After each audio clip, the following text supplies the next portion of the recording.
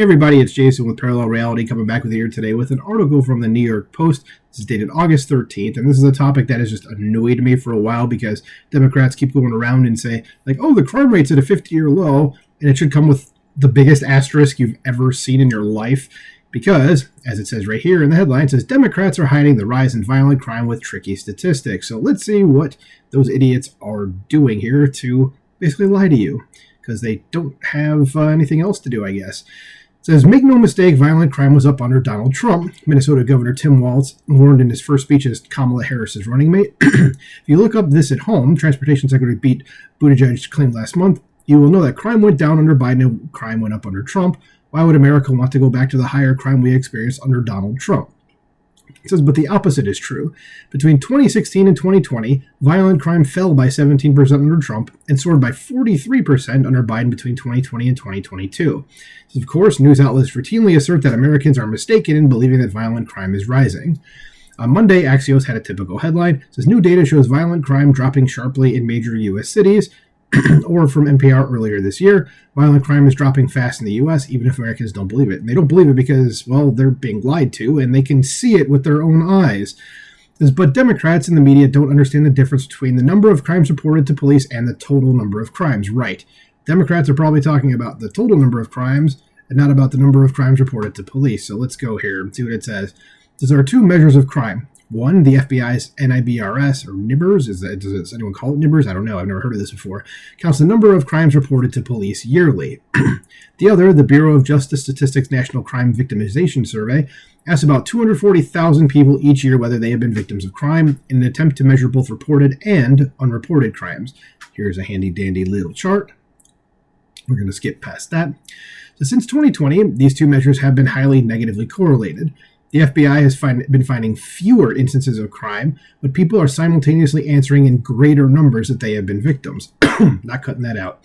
As we know that crime victims report only about 40% of violent crimes and 30% of property crimes to police.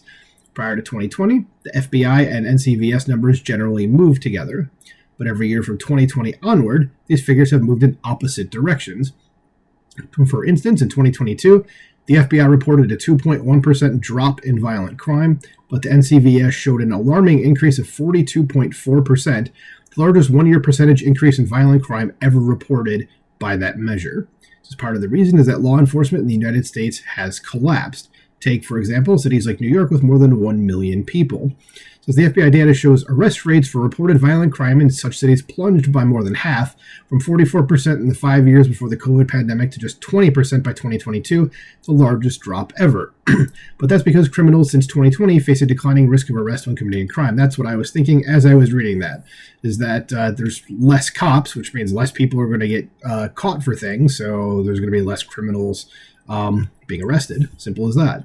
In 2022, in cities with more than 1 million people, only 8% of all violent crimes reported and unreported, and 1% of all property crimes resulted in arrest. And of course, not all those arrests resulted in charges, let alone prosecutions or convictions, and that could be because of the George Soros-funded prosecutors in these large cities that are just letting people go. It says it has gotten to the point where people aren't even bothering reporting crime because they don't think anything is going to happen, Elon Musk correctly noted in his Monday night discussion with former President Trump. This police departments have lost many effective officers through retirement since the pandemic. Some police forces are demoralized because the criminals they arrest are immediately released. Yeah, it's like, why are we doing our job when you're just going to let all these people go? So compounding the problem is that fewer than half of all police departments are providing complete crime data to the FBI since its reporting system changed in 2021.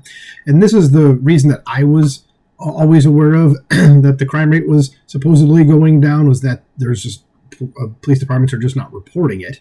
So next time you hear Karine Jean-Pierre say this in the in her press briefing, say like, yeah, well, people aren't reporting the crime. I mean, yeah, of course there's less of it reported.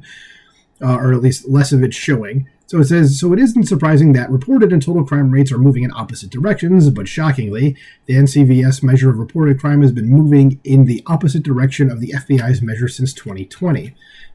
One reason for this gap may be a reduced number of police officers due to budget cuts and retirements. In some places, police have stopped responding to emergency 911 calls, forcing victims to travel to the police station to report a crime. Calling 911 isn't enough. A crime officially accounts in the FBI's data if police have made out a report. Some critics focus on the change in the murder rate over the last few years to claim that the publicly perceived rise in crime is a mirage. As murder rates did drop by 13% in 2023, although the preliminary 2023 murder rate is still 7% above 2019 levels.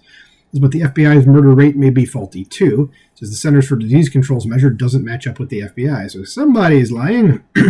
Says while the FBI shows murder peaking in 2020 and dropping in both 2021 and 2022, the CDC shows it peaking in 2021 and remaining high in 2022, higher than in 2020. It says we know that victims don't report most crimes to the police. It says so it makes no sense to rely on the FBI's limited data unless the goal is to soft pedal America's crime problem. Yeah, okay, good enough, good article.